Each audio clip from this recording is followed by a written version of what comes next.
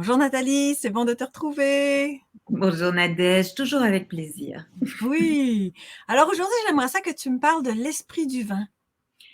L'esprit divin, ça va être mon Mercure très pur, ça va être mon prince charmant qui va aller réveiller ma princesse endormie. Donc, dans les manières de travailler l'alchimie, il y a un des principes qui est qu'on travaille assez bien. Donc, en fait, en alchimie, il y a trois principes. Il y a le sel, le soufre et le mercure.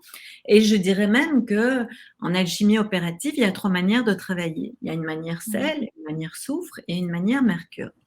Moi, j'ai une manière plutôt mercurielle de travailler, c'est-à-dire c'est plutôt féminin, on va raconter des histoires, ça va être dans le subtil, il y a des choses comme ça qui vont se passer.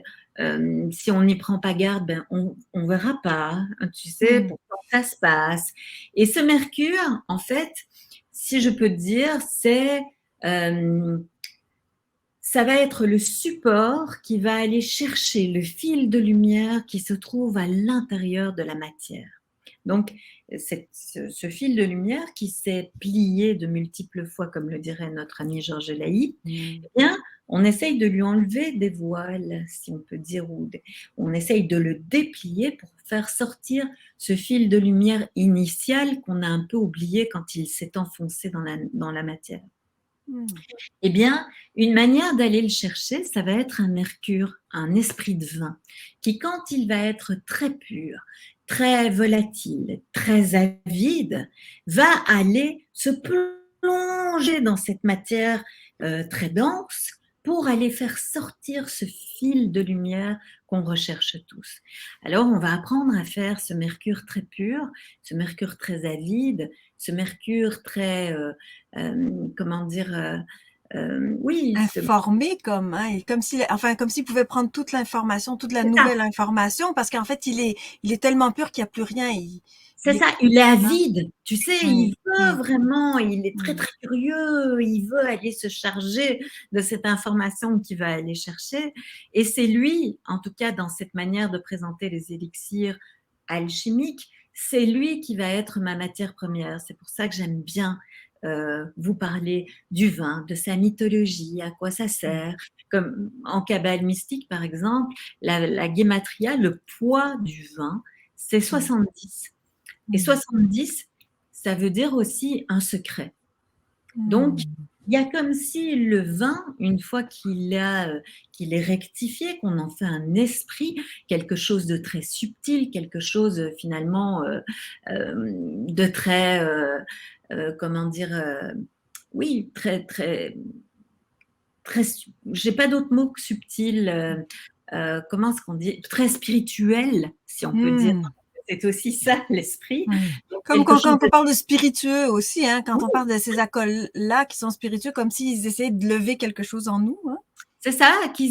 ils vont à la découverte d'un secret, un secret vraiment très intime et très profond, sur lequel on se rencontre tous finalement, et Mm. qui va se libérer en même temps que lui va aller le chercher.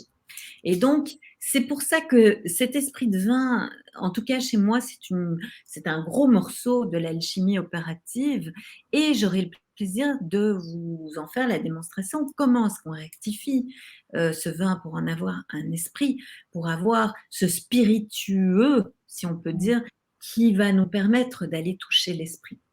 Et oui, je comprends que ce soit majeur, puisque de toute façon, c'est lui qui va aller chercher l'information dans la plante quand on va passer cet alcool-là dans la plante. Donc, lui, il est comme le support principal. Donc, il a Oui, toute son importance, autant à niveau physique de comment on le fait, mais aussi de comment on l'approche. bien sûr, bien sûr. Mm. La plupart, si on peut dire, des expériences qui se sont passées quand on fait un élixir alchimique, ça va dépendre toujours finalement de la qualité, entre guillemets, du mercure, en tout cas dans cette manière de travailler. Comment est-ce que nous, on l'approche, effectivement, comme tu le dis. Mm. Comment est-ce qu'on est, parce que mercure, c'est aussi l'écoute. Hein, comment est-ce qu'on écoute ce qui va se passer. Comment est-ce qu'on est dans le ressenti de ce qui se passe dans cette rectification du vin. Et finalement, comment est-ce qu'on est en écho par rapport à Mm. cette rectification. Et donc, quand on va faire l'esprit de vin, on va toucher tout ça. Voilà, donc à l'intérieur d'une journée, en fait, on va apprendre à rectifier, comme tu dis, le vin, donc à le transformer, à le purifier jusqu'à ce qu'il soit rendu le plus pur qu'on est capable d'avoir à travers l'appareillage et tout ça. Et tu vas nous guider là-dedans pour qu'on puisse faire de l'esprit de vin. Oui, pour que vous puissiez en réaliser un chez vous. Et si vous n'avez pas l'appareillage, je vous donnerai d'autres manières d'en avoir un qui soit aussi le plus pur possible pour aller chercher l'information au cœur de la matière. Ah, super, je me réjouis Moi d'en aussi. apprendre plus sur l'esprit du vin et puis de créer avec toi cette subtilité-là. Eh bien, nous sommes deux à nous réjouir. À très bientôt alors, chère À Nadège. bientôt. Au revoir. Au revoir.